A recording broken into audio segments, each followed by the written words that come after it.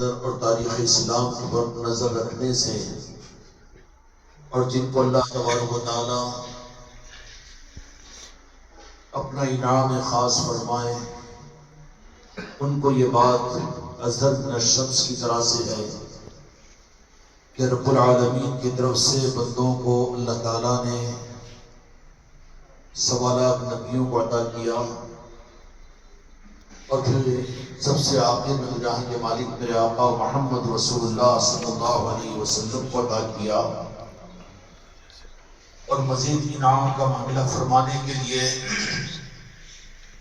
مولا کائنات حضرت مولا علی علیہ السلام کی ذات جیسی امت کو عطا فرمائی۔ یہ رب العالمین کے انعامات کی بلندیاں ہیں۔ کسی کو نبی ملے لیکن دو جہاں کے مالک نہیں ملے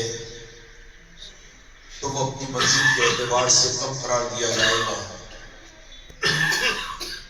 ام سابقہ کے نبیوں نے دعا کی تھی کہ یا اللہ اگر ہم کو نبی نہ بناتا بلکہ خاتم الانبیاء کا امتی اگر بنا لیتا، تو جن کو نبی ملے خاتم الانبیاء نہیں ملے تو قبولیت کے اور عظمتوں کے اس مقام کے اعتبار سے دوسرے نمبر پر قرار دیے جائیں گے، اور اس سے آگے اللہ تبارک و تعالیٰ کی نوازشیں اگر کسی پر ہوئی تو نبیوں پر ایمان بھی ملا، آسمانی کتابوں پر ایمان بھی ملا، اور اس کے ساتھ میں قرآن بھی ملا، تو نوازشوں کا یہ اعلیٰ درجہ ہے۔ اور جن کو انبیاء بھی ملے، آسمانی کتابوں پر عقیدہ بھی ملا، اور امام الانبیاء کی نسبت اور آپ کا کلمہ بھی ملا، اور اس کے بعد بھی تاریخ میں ایسے لوگ بھی ملیں گے کہ جن کو امام الانبیاء کے ملنے کے باوجود مولا کائنات مولا علی علیہ السلام نہیں ملے۔ بیٹا سیدھے بیٹھو سر۔ مولا علی علیہ السلام نہیں ملے تو نتیجے کے اعتبار سے وہ قبولیت کے اعلیٰ درجے پر نہیں ہیں۔ جن کو انبیاء ملے اور جن کو رسول ملے، جن کو آسمانی کتابیں ملی اور اسلام ملا، قرآن ملا، اور دو جہاں کے مالک میرے آقا کی ذات بھی مل گئی، لیکن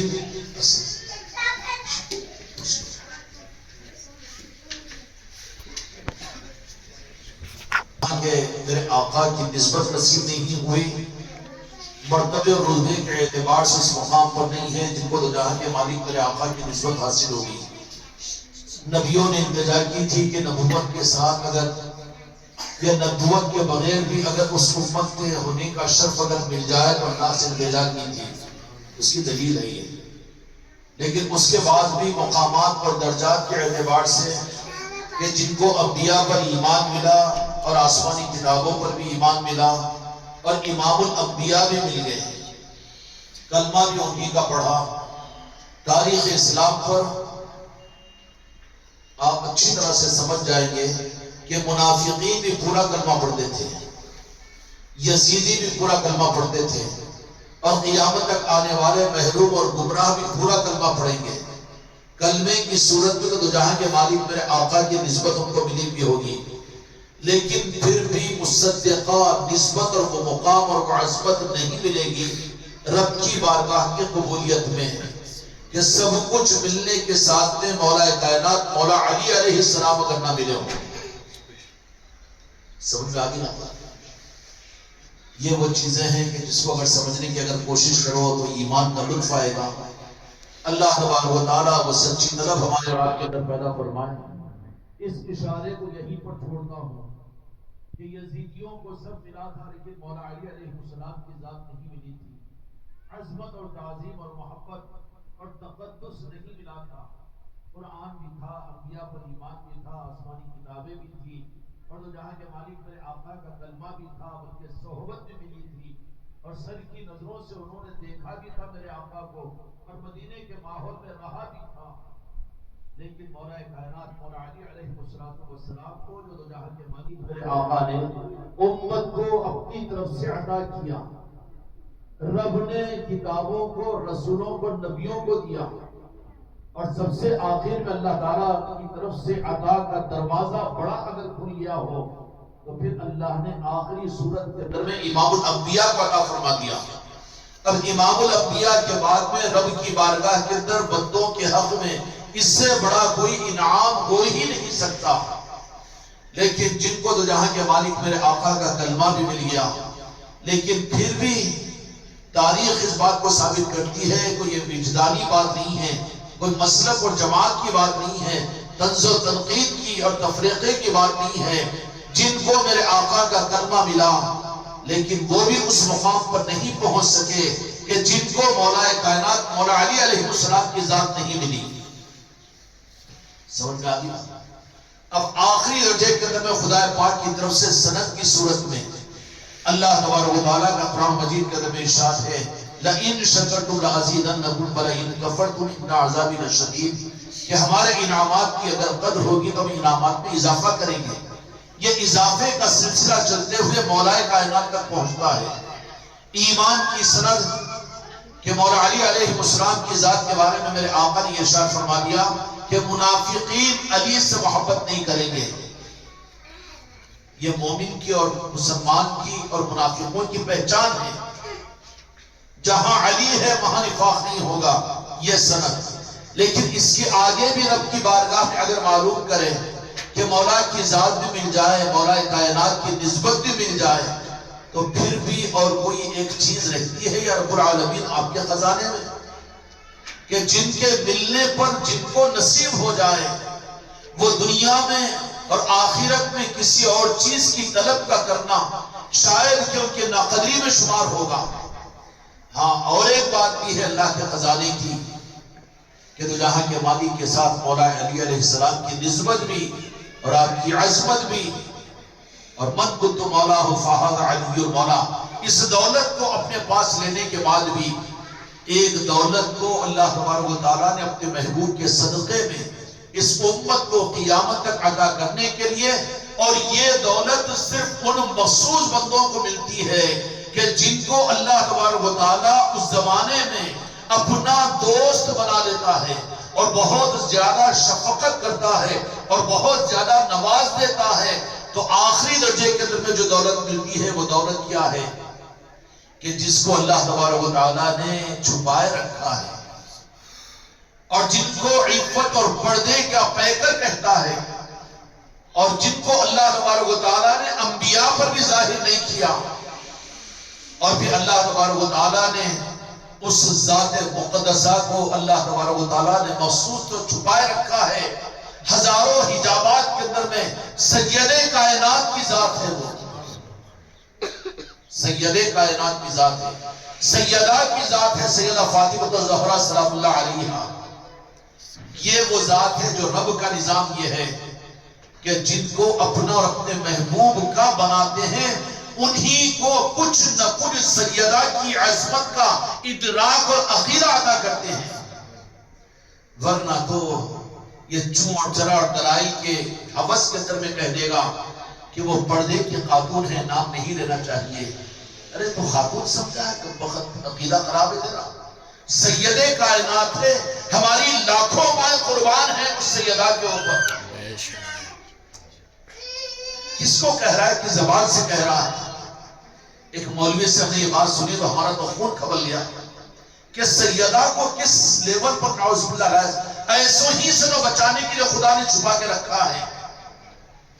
اور بتا دیا ہے کہ جن کو ہم بہت زیادہ نوازنا چاہتے ہیں ان کو سید کائنات کی نسبتوں کی کوئی رخ اور کوئی خیرات عطا کرتے ہیں. وہ اس زمانے کے اندر میں اللہ تبارک و تعالیٰ کے بڑے برگزیدہ اور سچے عقیدے والے،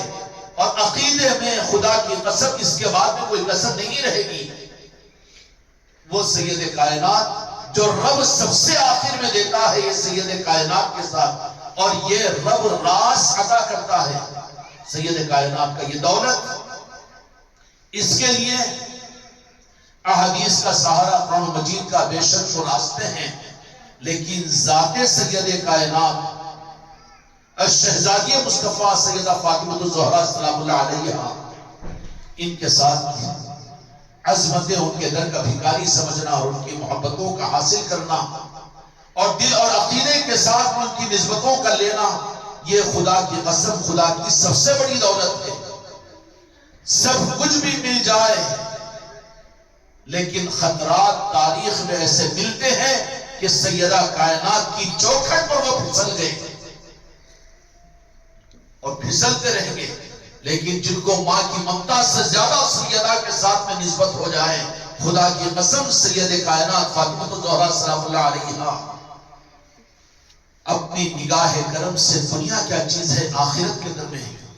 صحابہ کا عقیدہ یہ تھا کہ جہاں پر ان کی کوششیں، ان کی پہنچ بارگاہ مصطفیٰ کے اندر میں، رب کی بارگاہ کے اندر میں، وہاں اپنے کو قابل نہیں سمجھتے، وہاں صحابہ جس سہارے کو لیتے اس سہارے کا نام سید کائنات ہے فاطمہ الزہرا سلام اللہ علیہ۔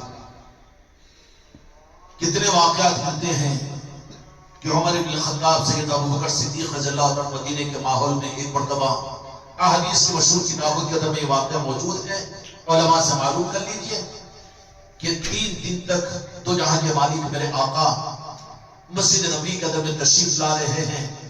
اور مجلسوں کے اندر میں صحابہ کے ساتھ میں زیادہ نہیں بیٹھ رہے ہیں، بلکہ ایسا محسوس ہو رہا ہے کہ کسی بہت غم اور فکر کے اندر میں تو جہاں کے مالک میرے آقا آ رہے ہیں مسجد نبی میں اور بس اپنے حجرے میں جا کر بند ہو رہے ہیں۔ صحابہ بے چین و بے قرار ہو گئے کہ دیکھا کہ اس حجرے کے اندر میں تو جہاں کے مالک میرے آقا ہچکیاں اور میرے آقا کی بے چینی و بے قراری کو محسوس کر رہے ہیں، کسی کی ہمت، کسی کی جرأت نہیں ہوئی۔ آخر میں مدینے کے صحابہ مل کر میرے آقا کی بارگاہ میں پہنچنے کا راستہ جو نکالا ہے مدینے والوں نے اور صحابہ نے، جو صحابہ کا نام لے کر اہل بیت کے ساتھ میں بیزار کرے، نعوذ باللہ، وہ تو منافقین ہیں، آپس میں مشورہ کیا کہ بارگاہ مصطفیٰ کے اندر میں حقیقت حال کے معلوم کرنے کا راستہ کیا ہے۔ مسجد نبی میں تشریف لالے تو معلوم کر لے، کسی کی جرأت نہیں ہے۔ کوئی بارگاہ مصطفیٰ کے اندر میں قبولیت کا عنوان صحابہ نے طے کیا تو میری اماں جان و سید کائنات ہے۔ آپس میں مشورہ کیا، ام المومنین بھی ہے، ان کی عصمت اپنی جگہ، سیدہ عائشہ صدیقہ رضی اللہ عنہا، ام سلمہ اور دوسرے امہات المومنین ہیں ہماری امائیں، لیکن وہی اماں جان سیدہ عائشہ رضی اللہ عنہا سے کسی نے پوچھا کہ سیدہ فاطمہ الزہرا سلام اللہ علیہا کے بارے میں آپ کیا فرماتی ہیں؟ ارے بڑی گمراہیتوں کا زمانہ ہے، سید کائنات کو عنوان بنا کر یہ کتنی لعنت ہوگی کہ ان صحابہ کرام کو اور ام المومنین کو ذریعہ بنا کر سید کائنات کی عظمتوں کو کم کرنے کی کوشش کریں۔ ایمان کی دیوالیے پن کی علامت ہے یہ۔ ام المومنین سیدہ عائشہ صدیقہ رضی اللہ عنہا نے فرمایا کہ سید کائنات کے بارے میں تم کیا کہتے ہو؟ فرمایا کہ وہ تو ایسی پاک اور طاہر ہے جس کا مفہوم یہ ہے کہ جن جیسی کوئی دوسرے نہیں ہو سکتی، وہ سید کائنات فاطمہ الزہرا سلام اللہ علیہا ہے کہ جنہوں نے ظہر کی نماز کے بعد میں امام حسن علیہ السلام کو اس دنیا میں رونق افروزی کی اور اس کے بعد عصر کی نماز انہوں نے اہتمام کے ساتھ پڑھی۔ یہ سیدہ کا حضرت عائشہ صدیقہ رضی اللہ عنہا، یہ تو الزام ہے ام المومنین کے اوپر، سیدہ عائشہ صدیقہ رضی اللہ عنہا کے اوپر ہم بری ہیں، اور خلفائے راشدین سید ابوبکر اور عمر الفاروق اور عثمان ذو النورین رضوان اللہ تعالی علیہ اجمعین کے پاس سب کے سب اپنے عقیدے کے اعتبار سے سید کائنات کو وہ عظمت اور وہ عقیدہ رکھتے تھے۔ تو آپس میں مشورہ کیا کہ حقیقت حال کی آگاہی کے لیے در مصطفیٰ کے اوپر اس راز کو معلوم کرنے کے لیے کہاں جائے، تو سب نے مل کر طے کیا کہ ہمارے لیے مخفی عقدے کے معلوم کرنے اور مقصد مصطفیٰ کو اور حقیقت مصطفیٰ کی منشا کو معلوم کرنے کے لیے صحابہ کا عقیدہ یہ کہ خود معلوم نہیں کیے، بلکہ سب مل کر مسجد نبوی سے سید کائنات فاطمہ الزہرا کے حجرے پر پہنچے اور جا کر کہا کہ 3 دن سے سیدہ آپ بھی جانتی ہو؟ کہا کہ ہاں، ہم لوگ آپ کی خدمت میں آئے ہیں، ہم بڑے بے چین و بے قرار ہیں، معلوم کریں دو جہاں کے مالک میرے آقا 3 دن سے اس طرح کے۔ تو سید کائنات فاطمہ الزہرا سلام اللہ علیہا کون ہے؟ دو جہاں کے مالک میرے آقا محمد رسول اللہ صلی اللہ علیہ وسلم کی بارگاہ میں پہنچی تو جیسے ہی تشریف لائی حجرہ مبارکہ کے پاس میں تو آہٹ اور خوشبو کو محسوس کر لیا. ہاں خوشبو تھا، زہرا ہے، جنت کے پھول کی خوشبو. تو جہاں کے مالک میرے آقا نے بتایا کہ میری شہزادی کا معاملہ شہزادی کا مسئلہ نہیں تھا، بلکہ وہ تو وہ ہے کہ جن کی خوشبو محسوس ہو جاتی تھی. تو فوراً حجرہ مبارکہ کے دروازے میں میرے دو جہاں کے مالک میرے تشریف لائے اور کہا کہ میری بیٹی چہتی شہزادی کیسے آنا ہوا بے وقت کہ آ جاؤ آ جاؤ. دو جہاں کے مالک میرے آقا کے چہرے انور کے اوپر زرد آثار غالب تھے اور غم اور بہت زیادہ اس طرح کے حالات تھے. کہا کہ شہزادی آؤ بیٹھ جاؤ. کب یہ مبارک پر بٹھایا اور بٹھا کر کہا کہ کہہ دو. تو شہزادی نے سوال کیا کہ صحابہ بھی پریشان اور ہم بھی پریشان ہیں، حالات سے آگاہی کے لیے ماجرا کیا ہے؟ تفصیلات موجود ہیں، موضوع میرا وہ نہیں ہے، لیکن دو جہاں کے مالک میرے آقا نے امت کو اپنی منشا کی واقفیت کے لیے سید کائنات کی چوکھٹ رکھی ہے اور قبولیت کی انتہا کی سند سید کائنات کی چوکھٹ ہے. خوش قسمتی ہے، اس پر ناز کرو اور اسی پر اپنے موت اور اپنے خاتموں کو سمجھو کہ انعامات میں روحانیت کے نظام کے اندر میں بڑا نظام یہ ہے کہ تم کو جہاں پر انبیاء کا اور آسمانی کتابوں کا اور اسی کے ساتھ میں خلفاء راشدین کا اور بندت پاک کا مولا کائنات علیہ السلام کی نسبتیں اور ان کی محبتیں اور عقیدے حاصل ہوئے، وہیں پر آخری صورت میں اس کے بعد میں اور کوئی سند نہیں کہ تم کو اور ہم کو سید کائنات کی نسبت یہی نسبتیں تو ہے جو ان کے نسبتوں کی محفلیں سجا رہے ہیں اور ان کی نسبتوں کی محفلوں کو اپنے گھروں پر کر رہے ہیں اور ان کا نام لے رہے ہیں. یہ سند ہے قبولیت کی. اللہ تبارک و تعالیٰ اس دولت کے قدر کی توفیق عطا فرمائے. سید کائنات کے سلسلے کے اندر میں سکون اور اطمینان کے ساتھ بیٹھے رہے. یہ ہمارے روحانیت کی سند ہے، یہ کوئی جذبات کی موضوع نہیں ہے اور گھڑی گھنٹوں کو دیکھ کر ہونے کا کرنے کا نظام نہیں ہے. اگر ذوق اچھا ہوگا تو یہ مجلسوں کے بارے میں ختم ہونے سے پہلے یہ داغیہ پیدا ہوگا کہ کاش کہ یہ مجلس اور زیادہ چلے. اللہ تعالیٰ سیدہ کی بارگاہ کے اندر میں ہم سب کو قبولیت عطا فرمائے. وآخر دعوانا الحمدللہ رب العالمین. اس مجلس کی مناسبت سے میں نے تکلیف دی حضرت